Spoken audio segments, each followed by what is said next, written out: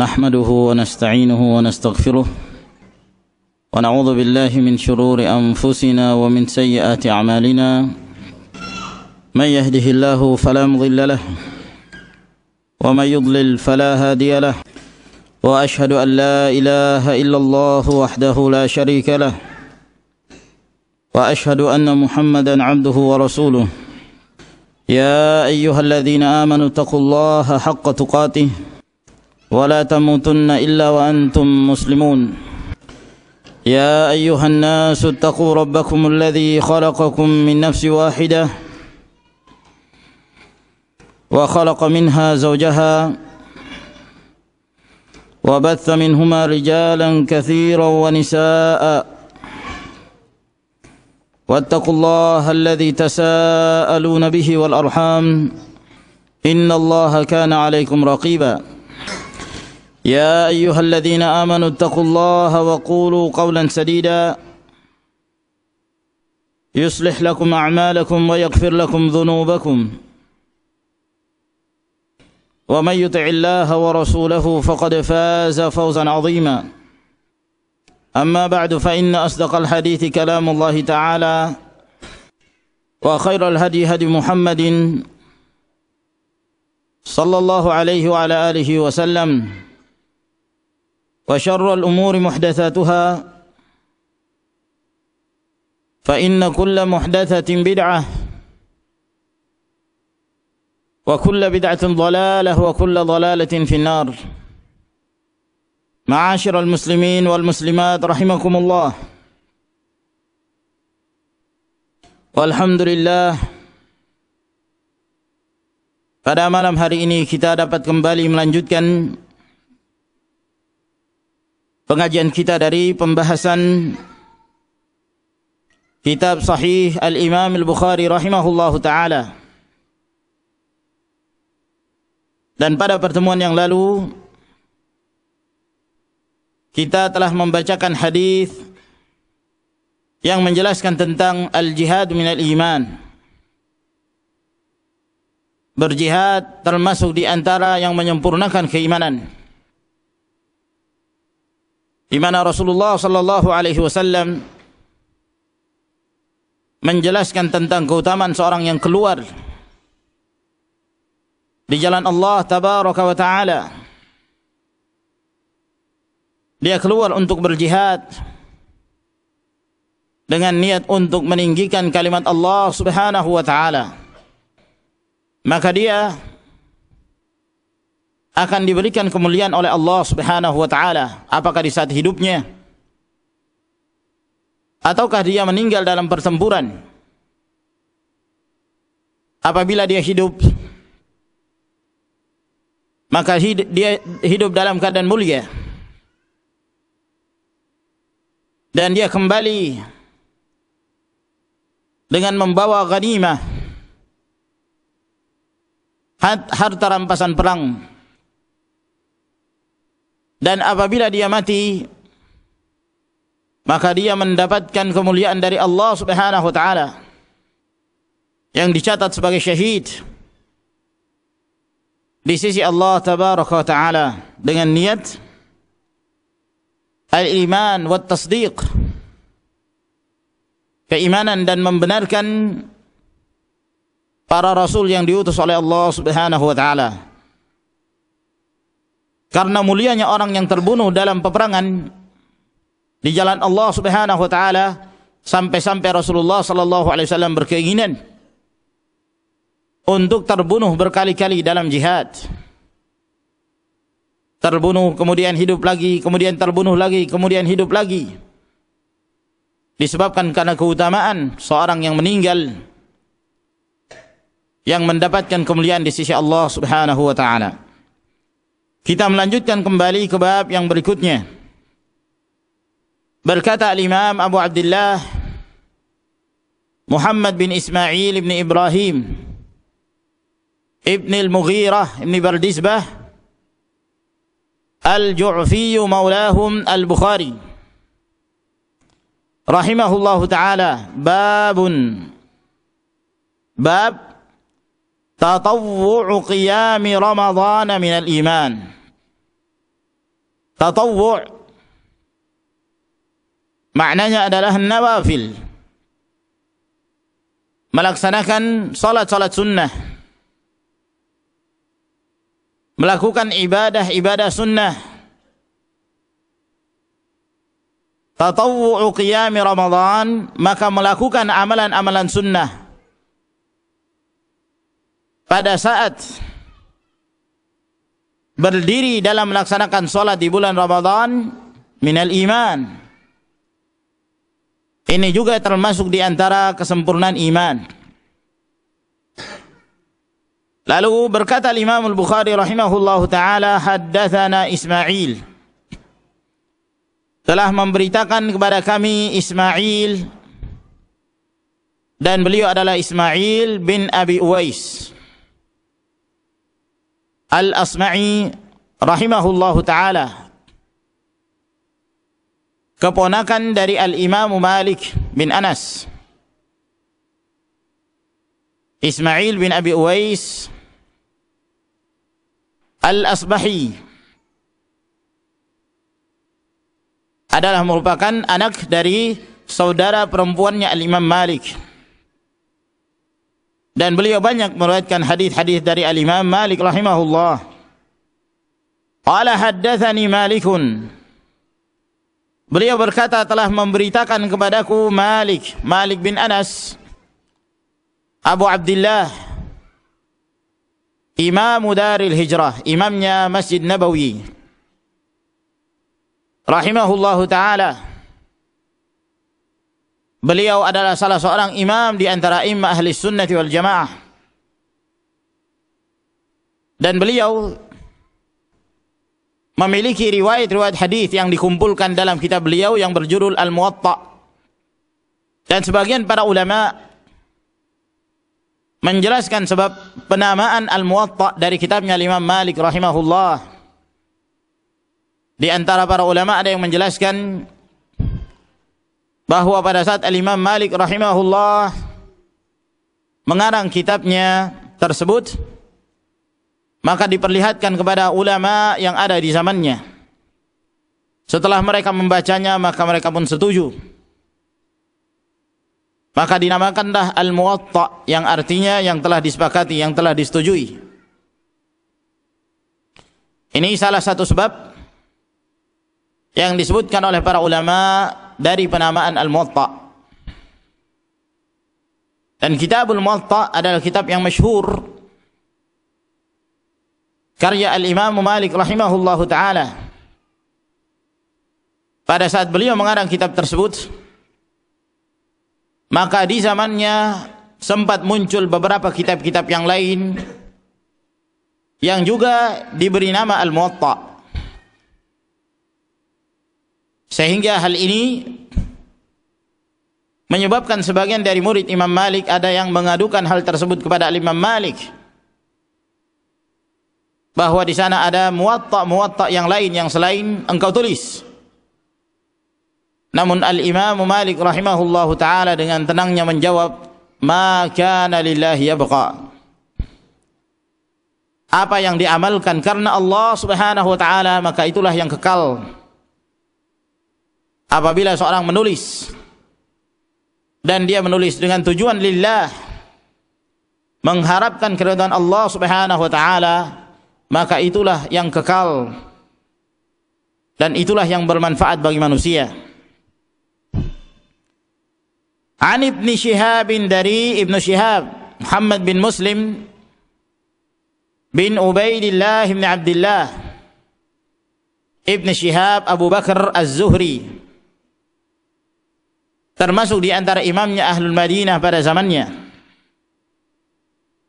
An Humaid ibn Abdurrahman, dari Humaid bin Abdurrahman bin Auf Al-Qurashi Az-Zuhri Al-Madani. Maka dampak dari sanad hadis ini bahwa seluruh perawi-perawi hadis ini mereka adalah orang-orang yang berasal dari Madinah. An Abi Hurairah, Dari Abu Hurairah radhiyallahu taala anhu, sahabiyun masyhur, sahabat yang masyhur yang senantiasa bermulazamah kepada Nabi sallallahu alaihi wasallam setelah beliau menjadi seorang muslim, dan beliau demikian semangatnya menuntut ilmu hadis dan mengumpulkan hadis-hadis Rasulullah sallallahu alaihi wasallam. Dan tidaklah mengherankan dalam waktu 3 sampai 4 tahun beliau bersama Rasulullah sallallahu alaihi wasallam, namun beliau menjadi sahabat yang terbanyak dalam meriwayatkan hadis-hadis dari Rasulullah sallallahu alaihi wasallam karena semangatnya beliau dalam menuntut ilmu. Dalam hadis yang diriwayatkan oleh Imam Al-Bukhari rahimahullahu taala, suatu ketika Abu Hurairah bertanya kepada Rasulullah sallallahu alaihi wasallam, "Ya Rasulullah, man as'adun nasi bi syafa'atika yaumal qiyamah?" Wahai Rasulullah, siapakah manusia yang paling berbahagia mendapatkan syafaatmu pada hari kiamat? Mendengarkan pertanyaan ini, maka Rasulullah sallallahu alaihi wasallam mengatakan, "Laqad dhanantu ya Abu Hurairah alla yas'alani an hadzal hadits ahadun qablak lima ra'aituka min hirsika 'alal hadits." Aku telah menyangka wahai Abu Hurairah bahwa tidak seorang pun yang akan bertanya dengan pertanyaan ini sebelum engkau, disebabkan karena aku melihat engkau sangat bersungguh-sungguh untuk menimba ilmu hadis. Lalu beliau menjawab pertanyaan Abu Hurairah radhiyallahu taala anhu, "Man as'adun nasi bi syafa'ati yaumil qiyamah man qala la ilaha illallah khalisan min nafsihi aw qalbihi." Manusia yang paling berbahagia mendapatkan syafaatku pada hari kiamat adalah yang mengucapkan la ilaha illallah murni dari dirinya atau dari hatinya. Anna Rasulullah sallallahu alaihi wasallam qala, bahwa Rasulullah sallallahu alaihi wasallam bersabda, "Man qama Ramadhana," barang siapa yang berdiri di bulan Ramadan. Yang dimaksud berdiri di sini adalah berdiri dalam melaksanakan ibadah. Dan yang dimaksud adalah mengamalkan amalan-amalan sunnah, salat sunnah, seperti salatul lail yang manusia menyebutnya dengan istilah salatul tarawih. Barang siapa yang berdiri pada bulan Ramadan imanan wahtisaban, dengan keimanan dan mengharapkan keridhaan Allah Subhanahu wa taala, ghufira lahu ma taqaddama min dhanbih, maka diampuni baginya apa yang telah lalu dari dosa-dosa yang pernah dia kerjakan. Lalu berkata Imam Al-Bukhari rahimahullah, babun shaumu Ramadhan ihtisaban minal iman. Bab berpuasa di bulan Ramadan ihtisaban, dengan mengharapkan keridhaan Allah Subhanahu wa taala, ini termasuk dari keimanan, yakni dari yang menyempurnakan iman. Lalu Al-Imam Al-Bukhari berkata, haddatsana Ibnu Salam, Muhammad bin Salam Al-Bikandi Al-Bukhari rahimahullahu taala, salah seorang di antara gurunya Al-Imam Al-Bukhari rahimahullahu taala yang masyhur. Qala akhbarana Muhammad bin Fudail, beliau berkata telah mengabarkan kepada kami Muhammad bin Fudail bin Ghazwan, beliau berasal dari Kufah. Qala haddatsana Yahya bin Sa'id, beliau berkata telah memberitakan kepada kami Yahya bin Sa'id Al-Ansari. Abu Sa'id beliau berasal dari Madinah. An Abi Salamah, Abu Salamah bin Abdurrahman bin Auf Beliau juga berasal dari Madinah, dan beliau lebih masyhur dengan kunyah Abu Salamah. Para ulama berselisih tentang namanya, akan tetapi beliau masyhur dengan kunyah, dan sebagian menyebutkan bahwa kunyah beliau itulah namanya. An Abi Hurairah qala, dari Abu Hurairah beliau berkata, qala Rasulullah sallallahu alaihi wasallam, telah bersabda Rasulullah sallallahu alaihi wasallam, man shoma ramadhana, barang siapa yang berpuasa di bulan Ramadan, imanan wa ihtisaban, dengan keimanan dan mengharapkan keridhaan Allah Subhanahu wa taala, ghufira lahu ma taqaddama min dzambihi, maka diampuni baginya apa-apa yang telah lalu dari dosa yang pernah dia kerjakan. Hadis-hadis ini ma'asyiral muslimin rahimakumullah, kita melihat hadis yang diriwayatkan oleh Abu Hurairah radhiyallahu taala anhu, yang disebutkan oleh Imam Al-Bukhari rahimahullah dalam Kitabul Iman ini, 3 hadis yang mirip, walaupun terjadi perbedaan, namun yang zahir bahwa keutamaan masing-masing disebutkan oleh Rasulullah sallallahu alaihi wasallam dengan keutamaan yang sama, yaitu diampuni segala dosa yang pernah dia kerjakan. Hadis Abu Hurairah yang dahulu yang pernah kita baca, man yakum lailatul qadri imanan wa ihtisaban, barang siapa yang bangun berdiri salat pada malam Lailatul Qadar dengan iman dan mengharapkan keridhaan Allah.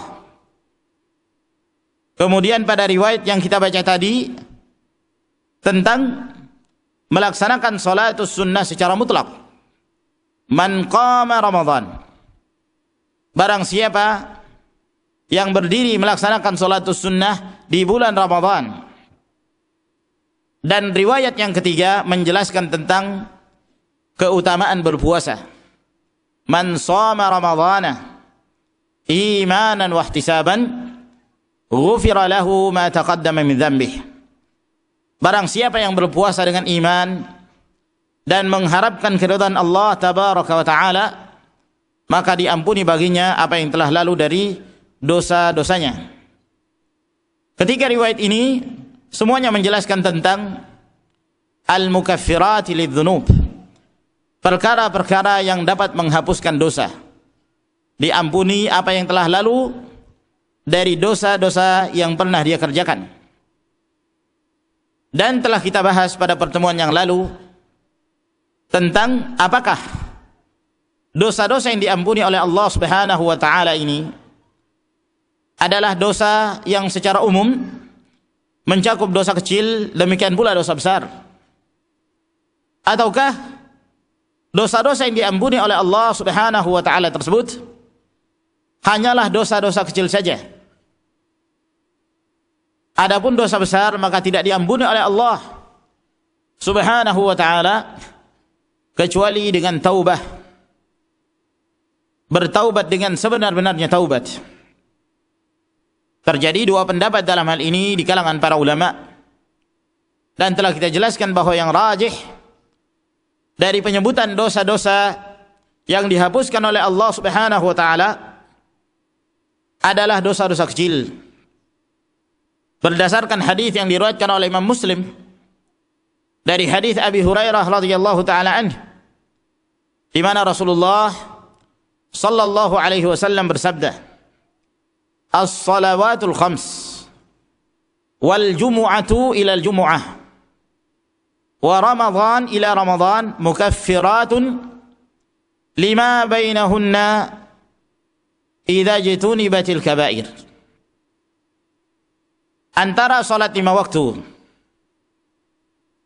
dan antara Jumat menuju Jumat yang berikutnya dan antara Ramadan menuju Ramadan yang berikutnya adalah penghapus dosa-dosa apabila ditinggalkan dosa-dosa besar. Apabila ditinggalkan dosa-dosa besar. Maka ini menunjukkan bahwa persyaratan diampuni dosa-dosa tersebut apabila dia meninggalkan dosa-dosa besar. Sebab dosa besar tidak diampuni oleh Allah Subhanahu wa taala kecuali dengan bertaubat dengan sebenar-benarnya taubat, menyesali apa yang pernah dia lakukan, dan dia bertekad untuk tidak lagi melakukan perbuatan tersebut, dan dia benar meninggalkan perbuatan itu dan tidak akan kembali kepadanya. Dan di sini disebutkan tentang keutamaan seorang yang beribadah sunnah. Termasuk di antaranya adalah salatul lail. Di antara sunnah Rasulullah sallallahu alaihi wasallam yang beliau ajarkan kepada umatnya adalah menghidupkan malam-malam Ramadan. Bahkan dianjurkan untuk melaksanakannya secara berjamaah. Dan ini bukanlah perkara bid'ah.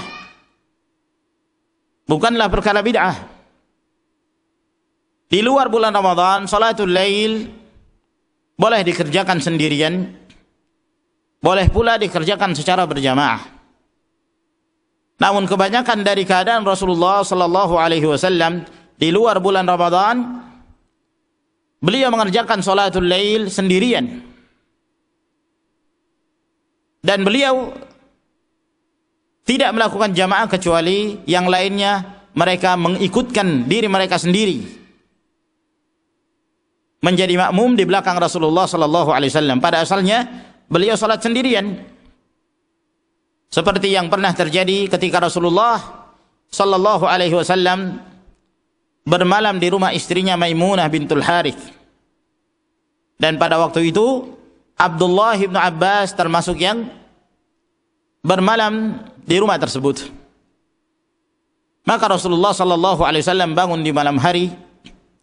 Beliau melihat bahwa mereka telah tertidur, maka beliau pun mendatangi tempat berwudu. Dan kebiasaan Nabi sallallahu alaihi wasallam, perbuatan yang pertama yang dikerjakan oleh beliau pada awal kali bangun di malam hari adalah bersiwak, membersihkan gigi beliau. Kemudian setelah itu beliau pun siap untuk berwudu. Setelah itu beliau pun melaksanakan salatul lail. Dan ternyata Abdullah bin Abbas radhiyallahu taala anhuma memperhatikan apa yang dilakukan oleh Rasulullah sallallahu alaihi wasallam. Ketika Rasulullah memulai salatnya, maka beliau berdiri juga mengambil air wudu. Setelah beliau berwudu, beliau pun bermakmum bersama Rasulullah sallallahu alaihi wasallam. Namun beliau berdiri di sebelah kirinya Nabi alaihi salatu wasallam. Ketika Abdullah bin Abbas berdiri di sebelah kiri, maka diambil kepalanya, dalam riwayat yang lain diambil telinganya, lalu diarahkan ke sebelah kanannya Rasulullah sallallahu alaihi wasallam. Yang menunjukkan bahwa kalau salat berdua, yang satu imam dan yang satu makmum, yang sunnah yang diajarkan oleh Nabi sallallahu alaihi wasallam bagi makmum adalah berdiri sejajar di sebelah kanan imam. Berdiri sejajar di sebelah kanan imam, ya, tidak maju dan tidak mundur, tapi sejajar dengan imam. Sebagaimana yang telah diajarkan oleh Rasulullah sallallahu alaihi wasallam kepada Abdullah bin Abbas radhiyallahu taala anhuma. Maka ini salat yang dikerjakan oleh Nabi alaihi salatu wasallam di luar bulan Ramadan. Beliau tidak begitu bersemangat untuk menghidupkannya secara berjamaah. Namun berbeda pada bulan Ramadan, beliau keluar menuju masjid sehingga diikuti oleh para sahabat. Pada malam yang kedua beliau keluar menuju masjid, dan semakin banyak jumlah para sahabat yang salat di belakang beliau. Pada malam ketiga beliau enggan untuk keluar, dalam keadaan jumlah para sahabat yang hendak ikut semakin banyak. Namun beliau tidak keluar sampai tiba waktu fajar. Lalu kemudian beliau keluar dan beliau menyebutkan alasannya, bahwa yang menyebabkan aku tidak keluar pada malam hari disebabkan karena aku khawatir jangan sampai salat ini menjadi sesuatu yang diwajibkan atas kalian. Maka sengaja ditinggalkan oleh Rasulullah sallallahu alaihi wasallam agar kemudian umat ini mengetahui bahwa itu adalah amalan sunnah dan bukan suatu hal yang diwajibkan kepada mereka. Sehingga setelah itu Rasulullah sallallahu alaihi wasallam meninggalkannya sampai beliau meninggal. Pada zaman Abu Bakar As-Siddiq radhiyallahu taala anhu, disebabkan karena kesibukan beliau menghadapi orang-orang yang menentang pemerintah, menentang kekuasaan khilafah Abu Bakar As-Siddiq radhiyallahu taala anhu. Di antara mereka ada yang enggan membayar zakat, di antara mereka ada yang murtad, dan di antara mereka ada yang mengikuti nabi baru, sementara orang-orang yang murtad ini bergabung bersama nabi baru Musailimah, si pendusta yang mengaku sebagai nabi. Ya, bukan nabi baru, nabi palsu, mengaku sebagai nabi. Dan semakin besar jumlah mereka. Dari kalangan Banu Hanifah, kabilah Banu Hanifah, mereka banyak sekali mengikuti nabi palsu tersebut. Di samping itu, Abu Bakar As-Siddiq radhiyallahu ta'ala harus melanjutkan pasukan yang dipimpin oleh Usama bin Zaid radhiyallahu ta'ala anhu, yang sempat terhenti disebabkan karena meninggalnya Rasulullah sallallahu alaihi wasallam. Sehingga pada zaman khilafah Abu Bakar As-Siddiq tidak sempat dihidupkan sunnah Nabi sallallahu alaihi wasallam melaksanakan salatul lail secara berjamaah. Sampai kemudian beliau meninggal, lalu digantikan oleh khalifah Amirul Mukminin Umar bin Khattab radhiyallahu ta'ala anhu. Maka di zaman Umar, beliau pun berkesempatan untuk mengumpulkan jamaah. Tatkala beliau melihat di masjid kaum muslimin terpencar-pencar dalam melaksanakan salatul lail, maka beliau pun mengumpulkan mereka dengan satu imam, yaitu Ubay bin Ka'ab radhiyallahu ta'ala anhu, yang menjadi imam dalam memimpin mereka dalam salatul lail. Maka di saat itulah Abu Bakar As-Siddiq radhiyallahu ta'ala anhu, Umar bin Khattab radhiyallahu ta'ala anhu mengatakan, ni'matil bid'atu hadhih, ini adalah sebaik-baik bid'ah. Ini adalah sebaik-baik bid'ah. Yang dimaksud oleh Umar bin Khattab radhiyallahu ta'ala anhu bentuknya seperti perbuatan bid'ah. Kenapa? Karena saking lamanya. Di zaman Abu Bakar As-Siddiq tidak dikerjakan. Di zaman Rasulullah sallallahu alaihi wasallam ditinggalkan oleh Nabi alaihi salatu wassalam karena khawatir akan menjadi sesuatu yang diwajibkan kepada mereka.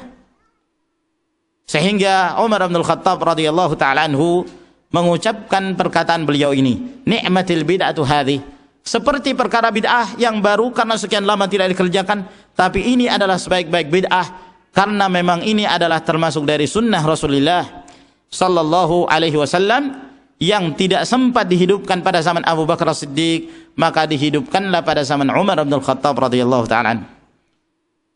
Sehingga tidak ada hujjah bagi mereka yang berhujjah dengan perkataan Umar bin Khattab bahwa di sana ada yang dinamakan bid'atul hasanah, ada yang disebut dengan bid'ah hasanah. Bagaimana mungkin dikatakan bid'ah hasanah sementara Rasulullah sallallahu alaihi wasallam hampir pada setiap kali beliau berkhutbah, beliau selalu mengingatkan kepada kaum muslimin, fa inna kulla bid'atin dhalalah wa kulla dhalalatin finnar. Setiap bid'ah itu sesat dan setiap kesesatan itu dalam neraka. Naam, ma'asyiral muslimin rahimakumullah. Maka satu hal yang utama sekali, seseorang yang mengamalkan ibadah sunnah akan menyebabkan dihapuskannya dosa-dosa yang pernah dia kerjakan. Demikian pula berpuasa di bulan Ramadan. Barang siapa yang berpuasa di bulan Ramadan dengan iman dan mengharapkan keridhaan Allah Subhanahu wa taala, maka diampuni dosa-dosanya. Dan puasa Ramadan adalah merupakan salah satu rukun Islam, dan tidak terjadi perselisihan di kalangan para ulama tentang kewajiban melaksanakan puasa Ramadan berdasarkan Al-Quran Al-Karim, berdasarkan sunnah Nabi SAW, dan ijma' para ulama. Di dalam Al-Quran Allah Tabaraka wa Ta'ala berfirman, ya ayyuhalladzina amanu kutiba alaikumus siyam kama kutiba alal ladzina min qablikum la'allakum tattaqun. Wahai orang-orang yang beriman, telah diwajibkan atas kalian berpuasa. Di ayat yang berikutnya Allah Subhanahu wa taala berfirman, "Faman syahida minkumus syahra falyasumhu." Siapa di antara kalian yang telah menyaksikan datangnya bulan Ramadan, maka hendaklah dia berpuasa. Perintah dari Allah tabaraka wa taala. Dan Rasulullah sallallahu alaihi wasallam dalam riwayat Bukhari dan Muslim dari hadis Abdullah bin Umar, beliau bersabda, "Buniyal Islamu ala khams." Islam dibangun di atas 5 perkara. Syahadati an la ilaha illallah wa anna Muhammadar Rasulullah. Mengucapkan 2 kalimat syahadah. Wa iqamis salah, menegakkan salat. Wa ita'iz zakah, dan menunaikan zakat. Wa hajjil baiti, berhaji ke Baitullahil Haram. Wa sawmi Ramadan, dan berpuasa di bulan Ramadan, termasuk di antara rukun Islam yang Islam dibangun di atasnya. Oleh karena itu, Ibnu Qudamah, demikian pula Imam Nawawi rahimahullah dan yang lainnya, mereka menukilkan kesepakatan para ulama tentang wajibnya berpuasa di bulan Ramadan. Dan para ulama juga sepakat bahwa bulan Ramadan diwajibkan mulai pada tahun kedua Hijriyah. Pada tahun kedua Hijriyah, yakni setahun lamanya setelah hijrahnya Rasulullah sallallahu alaihi wasallam masuk ke tahun yang kedua. Pada masa-masa itulah diwajibkannya berpuasa pada bulan Ramadan. Sehingga Rasulullah sallallahu alaihi wasallam sempat merasakan 9 kali Ramadan beliau berpuasa. 9 kali Ramadan beliau berpuasa. Terjadi khilaf di kalangan para ulama. Apakah ada puasa yang wajib sebelum diwajibkannya Ramadan kepada kaum muslimin? Jumhur, mayoritas dari kalangan para ulama mengatakan bahwa tidak ada. Puasa pertama yang diwajibkan pada kaum muslimin adalah puasa Ramadan. Namun pendapat ini adalah pendapat yang lemah. Pendapat yang sahih dalam hal ini adalah pendapat Al-Hanafiyah, yang mengatakan bahwa di sana ada puasa sebelumnya yang diwajibkan oleh Allah Subhanahu wa taala sebelum diwajibkannya Ramadan, yaitu puasa Asyura. Terjadi khilaf di kalangan para ulama. Ada yang mengatakan bahwa puasa Asyura itu adalah tanggal 10 Muharram, ada pula yang menyebutkan tanggal 9 Muharram disebut Asyura. Namun yang zahir wallahu taala alam, Asyura adalah tanggal 10 Muharram. Adapun yang 9 dinamakan Tasu'a. Dan juga termasuk di antara sunnah berpuasa pada tanggal 9 Muharram. Nah, ma'asyiral muslimin rahimakumullah, puasa Asyura ini adalah puasa yang pernah diwajibkan oleh Allah Subhanahu wa taala kepada umat ini sebelum puasa Ramadan. Dan ini diriwayatkan oleh Bukhari. Demikian pula Imam Muslim, datang dari beberapa sahabat, di antaranya Aisyah radhiyallahu taala anha. Demikian pula Abdullah bin Umar, Ar-Rabi' bintu Muawwidh, yang mereka semuanya menyebutkan bahwa Rasulullah sallallahu alaihi wasallam ketika melihat orang-orang jahiliyah mereka berpuasa pada hari itu, pada hari Asyura, maka Rasulullah sallallahu alaihi wasallam mengatakan bahwa kita lebih berhak berpuasa pada hari itu.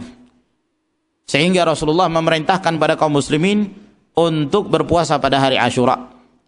Falamma furida Ramadan, namun tatkala telah diwajibkan puasa Ramadan, maka ditinggalkanlah kewajiban puasa Asyura.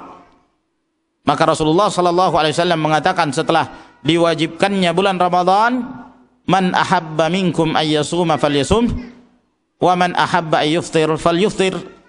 Siapa di antara kalian yang suka berpuasa, silahkan berpuasa pada hari Asyura, dan siapa di antara kalian yang tidak berpuasa pada hari Asyura maka tidak mengapa, silahkan dia tidak berpuasa pada hari tersebut, karena itu menjadi suatu amalan yang sunnah setelah diwajibkannya bulan Ramadan. Dan di sana banyak sekali hukum-hukum yang berkenan tentang hukum-hukum Ramadan, dan adab-adab bulan Ramadan yang insyaallah taala di lain waktu kita akan membahas secara khusus tentang masalah ini. Wallahu taala a'lam bissawab. Saya kira sampai di sini insyaallah yang kita bacakan dari kitab Sahih Al-Imam Al-Bukhari rahimahullahu taala. Wallahu taala a'lamu bissawab.